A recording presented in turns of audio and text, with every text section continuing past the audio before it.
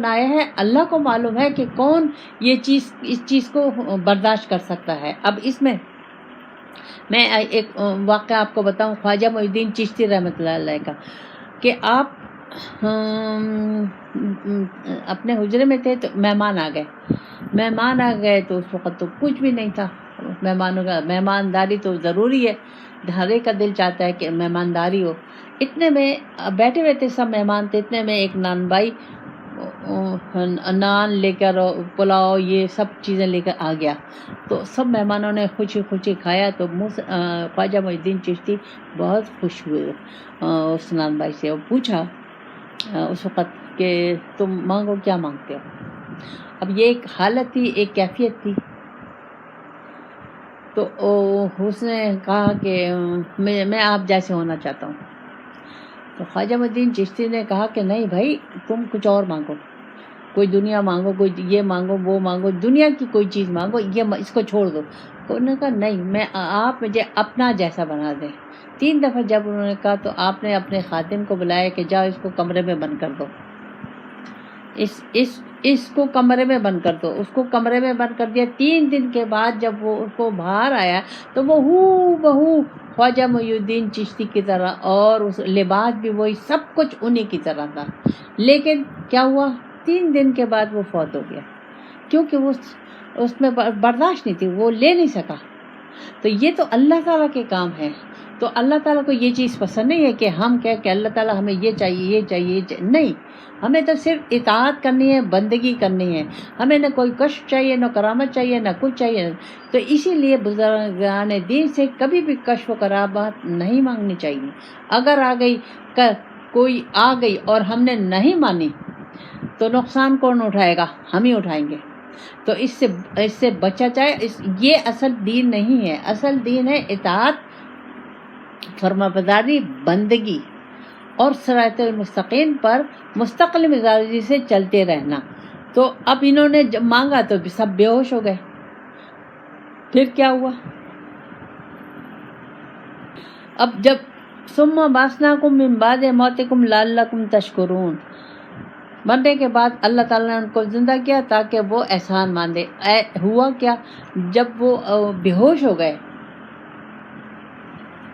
اس میں دو گروپ ہیں، ایک کہتے مر گئے، ایک کہتے بے ہوش ہو گئے۔ اچھا، جب بے ہوش ہو گئے وہ، تو موسیٰ علیہ السلام نے اللہ سے کہا اللہ تعالیٰ یہ تو آئے تھے میری قوم کے نمائندے، اگر یہ مر گئے تو میں اپنی قوم کو کیا جواب دوں گا؟ تو موسیٰ علیہ السلام نے دعا مانگی، اللہ تعالیٰ نے ان کو دوبارہ سب کو ہوش میں لے آئے۔ تو اب یہاں اللہ کیوں ہوش میں لے آئے؟ کہ تاکہ یہ شکر گزار بنے اور یہ قوم کے لیڈر ہیں، اور جا کے اپنی قوم کو بتائیں کہ اللہ برحق ہے، موسیٰ علیہ السلام برحق ہیں، قرآن برحق ہے، رسول پاک صلی اللہ علیہ وسلم برحق ہے، یہ ہے۔ تو اللہ کہہ رہا ہے تو اب یہ شکر کیسے کریں گے؟ قرآن اور سنت پر عمل کر کے زندگی گزارنا، یہ شکر ہے، زبانیں نہیں، قرآن اور سنت کے مطابق زندگی گزارنا، ایک ایک عمل اللہ کی رضا کے لیے کرنا، صبح سے شام تک اللہ کی رضا، اللہ کی محبت، اللہ کی توجہ میں رہنا، یہ شکر ہے اصل۔ اللہ تعالیٰ میں سے یہ چاہتا ہے۔ اللہ تعالیٰ نے رسول پاک صلی اللہ علیہ وسلم مجھے دیے، مجھے قرآن دیے، بہت بڑی نعمت ہے، بہت بڑی نعمت ہے۔ یہ نعمت کو ہم نہیں سمجھ رہے کہ یہ نعمت ہے، ہم نے رسمی لیا ہوا ہے، ہم حفظ کر رہے ہیں، تجوید کر رہے ہیں، اور بس ایک رسمی طریقے سے ہم نے قرآن کو لیا ہوا ہے۔ ہم تو اس کی نعمت کو جانتے ہی نہیں، حالانکہ اس کی نعمت یہ انسان کو زندہ کر دیتا ہے، مرنے کے بعد بھی یہ زندہ رہتا ہے،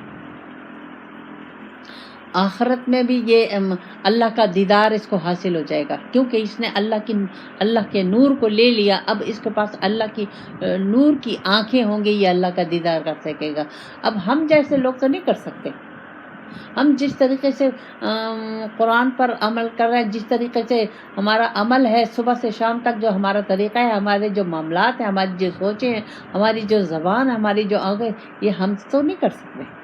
تو اللہ تعالیٰ نے ہم میں یہ صلاحیت رکھی ہے، یہ نہیں کہہ سکتے کہ وہ پیغمبر تھے اور وہ ولی اللہ تھے، وہ کر سکتے تھے، نہیں، اللہ تعالیٰ نے ہر انسان کو اپنے خلیفہ کا درجہ دیا ہے، لیکن وہ صلاحیت حاصل کرنے کے لیے مجھے وہ خلافت کی صفات لینی ہوں گی، مجھے اپنے کو اللہ کے رنگ میں رنگنا ہوگا۔ حدیث ہے کہ مومن کی فراست سے ڈرو، اس کا دیکھنا اللہ کا دیکھنا، اس کا چلنا اللہ کا چلنا، اس کا بولنا اللہ کا بولنا، اس کے ہاتھ اللہ کے، یہ اللہ حدیث ہے۔ تو یہ کیوں؟ یہ اس لیے کہ وہ جو مومن ہے جو بھی لے لے گا وہ اس کی اپنی میں تو ختم ہو گئی، اپنی مرضی ختم ہو گئی، اب وہ ہر وقت اللہ ہی کی مرضی میں، اللہ ہی کو پانے میں، اللہ ہی کی محبت میں جو کام کر رہا ہے، اس کی رضا کے لیے، اس سے ملنے کے لیے، اس سے ملاقات کرنے کے لیے، اس کے رنگ میں رنگنے کے لیے، اس کے محبوب کے طریقے پہ چل رہا ہے، تو ملے گا تو شکر ادا ہوگا۔ پھر اللہ تعالیٰ فرماتا ہے، اچھا اب یہاں اللہ تعالیٰ فرماتا ہے، یہ موسیٰ علیہ السلام کے قوم کا ذکر ہے، لیکن یہ میرے لیے ہے، مجھے اس کو سمجھنا ہے اپنے لیے۔ اللہ کہتا ہے وَظَلَّلْنَا عَلَيْكُمُ الْغَمَامَ وَأَنزَلْنَا عَلَيْكُمُ الْمَنَّ وَالسَّلْوَىٰ كُلُوا مِن طَيِّبَاتِ مَا رَزَقْنَاكُمْ وَمَا ظَلَمُوا وَلَكِن كَانُوا أَنفُسَهُمْ يَظْلِمُونَ۔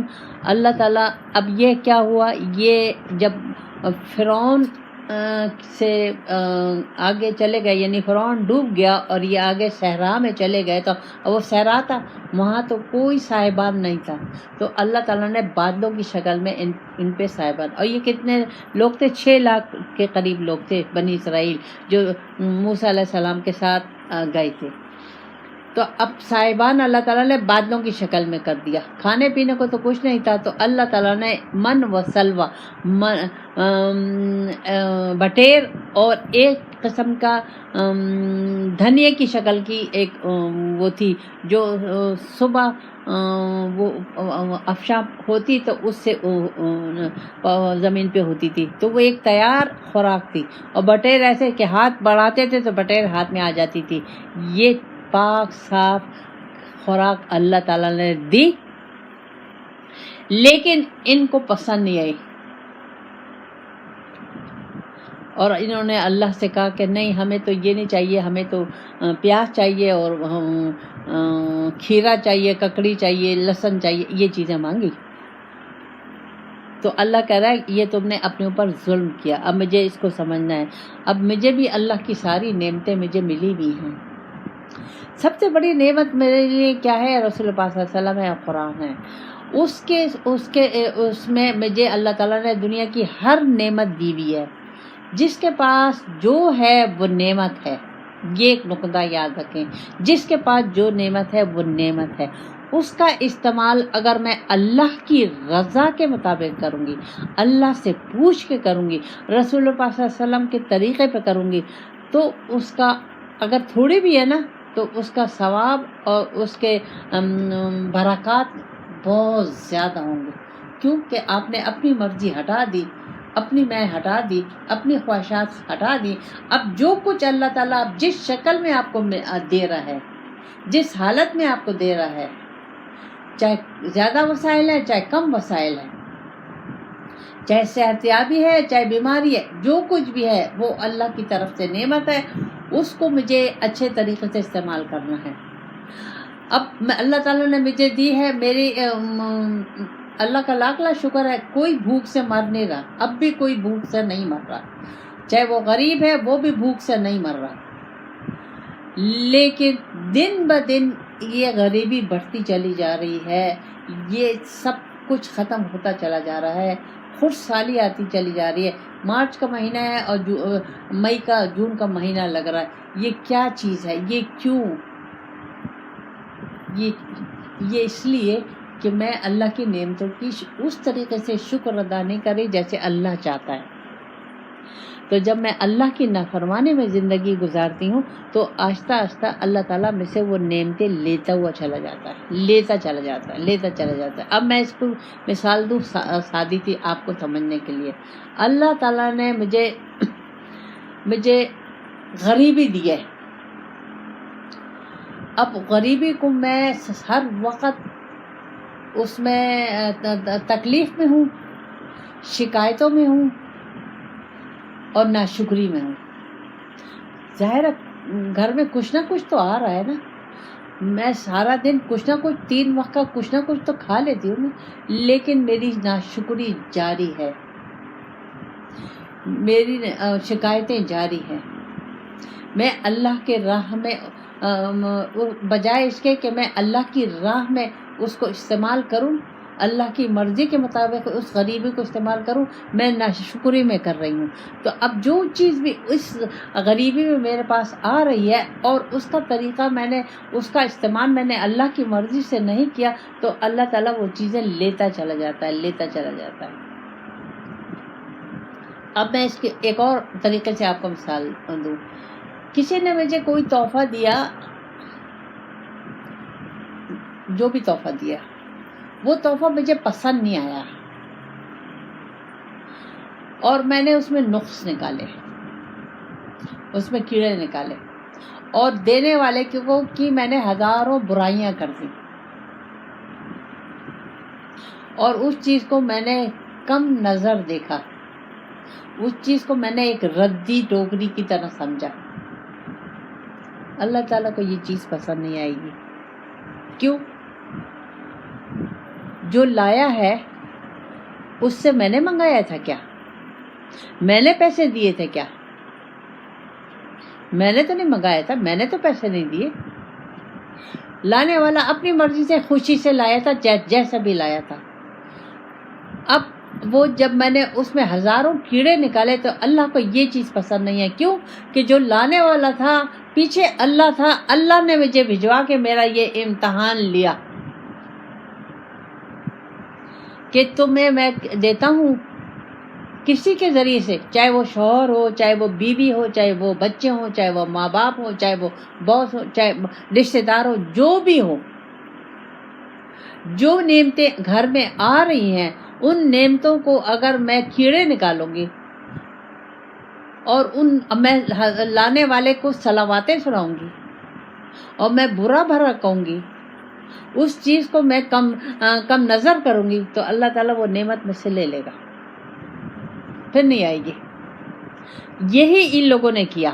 اب یہ نعمت تھی اللہ کی, نہ پکانا پڑ رہا ہے نہ کچھ کرنا پڑ رہا ہے, اللہ تیار ان لوگوں کو بٹیرے مل رہی تھی اور سب مل رہا تھا. ناشکری کرے اللہ کو, حالانکہ پاک صاف تھی, اللہ کی طرف سے آ رہی تھی. تو اللہ کہہ رہا ہے کہ یہ انہوں نے اپنے اوپر ظلم کیا. یہ اب ہم بھی کر رہے ہیں یہ ظلم, کوئی فرق نہیں ہے. وہی یہود اور نصارہ کے نقش قدم پر چل رہا ہے. اب ہر ایک اپنی اپنی جگہ پہ دیکھ لے کہ میں اس جو بھی میرے پاس نعمت ہے, جو اس شکل میں ہے, کیا اس کا استعمال میں خوشی سے کر رہی ہوں, اللہ کی رضا کے مطابق کر رہی ہوں, کہ اس میں کوئی کیڑے تو نہیں نکال رہی, اس کی کوئی ناشکری تو نہیں کر رہی. ہر ایک کے اپنے اپنے وہ ہیں, ہر ایک کی نعمتیں الگ الگ ہیں. ہر ایک کو اللہ تعالیٰ اچھی چیز دیکھ کر بھی آزماتا ہے, بری چیز بھی دیکھ کے آزماتا ہے. ہر وقت یہ 24 گھنٹے کے یہ حصہ ٹیسٹ جاری ہیں اللہ کے. تو ہمیں جب تک یہ ہمیں اویئرنیس کب آئے گی؟ کب ہم جاگیں گے. جب ہم جاگیں گے تو ہمیں یہ نقطے پتہ چلیں گے, اور جب ہم جاگیں گے تو کیسے جاگیں گے؟ اللہ کی طرف رجوع کریں گے, اللہ والوں سے جڑیں گے, تو پھر ہمیں یہ نقطے سمجھ میں آئیں گے کہ ہاں یہ بھی نعمت ہے, یہ بھی نعمت ہے, یہ بھی نعمت ہے. بیماری بھی نعمت ہے, بیماری بھی نعمت ہے. کون اب آپ سوچ لو, آپ لوگ کہہ سکتے ہیں کہ بیماری نعمت ہے؟ نہیں. تو ہم نے اب جب تک ہم اللہ کی مرضی کے مطابق زندگی اللہ کے رنگ میں نہیں اپنے کو ڈھالیں گے, ہمیں یہ نقطے سمجھ میں نہیں آئیں گے. اللہ کے رنگ میں ڈھالنے کے لیے ہمیں اللہ والے چاہیے. ہر ایک اللہ والے سے جڑو اور تمہیں یہ نقطے سمجھ میں آئے کہ کس طریقے سے اللہ تعالیٰ نے مجھے ہر چیز نعمت, ہاتھ پیر سلامت ہے, یہ ایک نعمت ہے. اپنے سے نیچے ہمیشہ ہمیں تو کہا جاتا تھا کہ کوئی چیز کی شکایت اپنے سے نیچے کو دیکھو, اپنے سے نیچے کو دیکھو. بیماری آئی, اسپتال والوں کو دیکھو وہاں مریض کیا کر رہے ہیں. بھوک ہے اور اپنے سے بھوکے لوگوں کو دیکھو.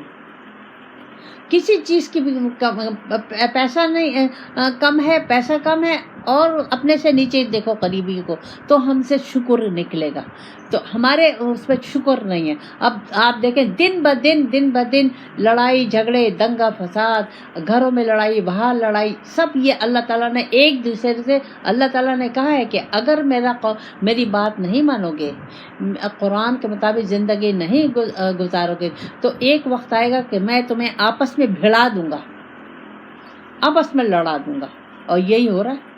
تو اس سے بچنے کے لیے، تو یہ نقطے سمجھنے کے لیے ہمیں اللہ کی طرف رجوع کرنا ہے، اور ہمیں رسول پاک صلی اللہ علیہ وسلم کی زندگی پر غور کرنا ہے۔ انہوں نے، اللہ تعالیٰ نے انہیں دنیا آخرت دونوں کی بادشاہت دی تھی، انہوں نے یہاں دنیا میں کوئی بادشاہت اختیار کی؟ کہیں چھائبہ ہے کہ انہوں نے کہیں بادشاہت اختیار کی ہو؟ ساری زندگی وہ میرے لیے سختیاں جھیلتے رہے، میرے نمونے کے لیے، کہ میں تمہارا نمونہ ہوں، میرے لیے وہ بھوک رہے، وہ تکلیف میں رہے، بھوک میں رہے، ظلم، لوگوں کی سختیاں ہر کچھ برداشت کرتے رہے، وہ تو میرے لیے نمونہ ہے۔ تو ہم لوگ کیوں نہیں کر رہے؟ اب سوال ہمیں اپنے سے کرنا چاہیے۔ اللہ تعالیٰ ہمیں توفیق دے۔ ربنا آتنا فی الدنیا حسنۃ وفی الآخرۃ حسنۃ وقنا عذاب النار۔